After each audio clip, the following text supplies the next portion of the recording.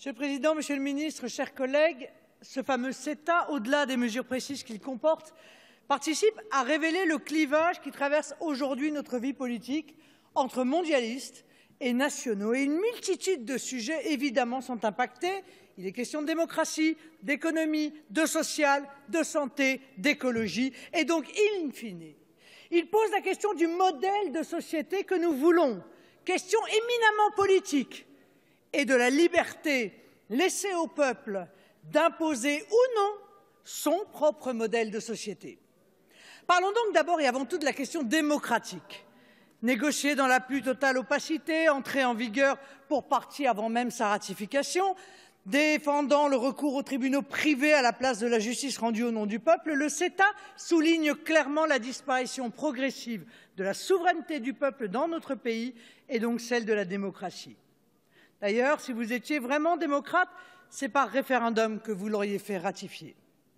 Pour ce qui est des aspects économiques et sociaux, ce traité, mettant une nouvelle fois nos agriculteurs face à une concurrence déloyale, va affaiblir un secteur déjà très fragile et entretenir la course au moins-disant qui a causé tant de drames sociaux. L'embellie provisoire de la balance commerciale avec le Canada en 2018 est à relativiser, car chacun sait qu'elle est due au temps nécessaire à l'économie canadienne pour mettre en ordre de bataille afin de conquérir le marché européen. Notre santé, elle aussi, est concernée. L'ouverture de notre marché aux produits agroalimentaires canadiens présente un grave risque sanitaire. Une piètre qualité, un mode de production hyper intensif, OGM et autres farines animales sont en partie responsables de la dégradation de la santé des Canadiens. Au contraire, la qualité de l'agriculture française préserve nos compatriotes des scandales alimentaires qui font et feront, hélas, régulièrement la une des journaux. Je n'oublie évidemment pas la question écologique. Ce traité est le plus parfait exemple de l'incohérence de nos dirigeants qui ne jurent que par l'écologie, qui en son nom d'ailleurs matraque fiscalement les Français, mais qui, en même temps, encourage la mondialisation sauvage. Or, cette dernière porte une lourde responsabilité dans les émissions de gaz à effet de serre, qui participent au dérèglement climatique que nous connaissons. Quant au libre-échange, par l'uniformisation qu'il suppose, il représente le pire ennemi de la diversité, notamment biologique. Il n'est évidemment pas question de ne plus commercer avec le reste du monde. Mais nous croyons que le modèle du libre-échange doit laisser la place à celui du juste échange, seul respectueux des hommes et de l'environnement. C'est ce que nous avons proposé durant les dernières élections. J'ai vu d'ailleurs que sur ce point, Nicolas Hulot soutenait notre vision, mais je doute que même l'appel de l'ancien ministre d'État ne soit en mesure de vous convaincre.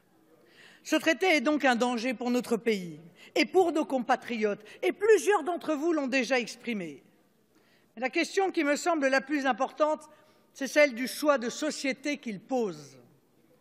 Le CETA est une nouvelle illustration de la prise du pouvoir de l'économie sur la politique, c'est-à-dire la négation même de la démocratie. Et il n'étonnera personne, au fond, que l'Union européenne soit à la manœuvre, car c'est bien sa logique. Rappelez-vous, il ne peut pas y avoir de choix démocratique contre les traités européens. Le CETA est le modèle et donc le symbole de ces traités négociés par des technocrates au profit de financiers internationaux et qui réduit les hommes à de simples consommateurs déracinés.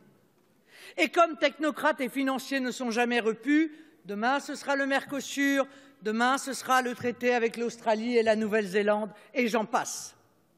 Le CETA est l'archétype de cette société de l'uniformisation et du déracinement, de ce nomadisme d'hommes interchangeables ou encore de la course au moins-disant social et environnemental qui ont pour seul but la recherche du profit. Il incarne un véritable contre-modèle politique, économique, social et environnemental et dessine un projet de société mortifère qui fera certes quelques gagnants et des centaines de millions de perdants. Il représente un choix politique qui entrave la recherche du bien commun. Or, sans ce souci constant, l'intérêt général qui unit les peuples cède la place à l'individualisme que régit la loi du plus fort. Aveuglés par votre idéologie mondialiste et sans frontiériste, vous continuez à globaliser le monde en supprimant les nations pourtant vitales à l'homme.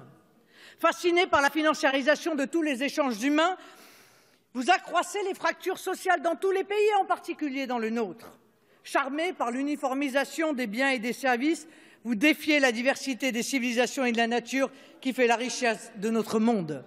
C'est pour ces raisons que nous dénonçons depuis des décennies cette mondialisation sauvage, incarnée aujourd'hui par le CETA, car elle s'oppose à une vision humaniste du monde. Comme je le crois à l'immense majorité des Français, nous ne voulons pas du CETA et c'est donc avec conviction que nous voterons contre ce projet de loi de ratification.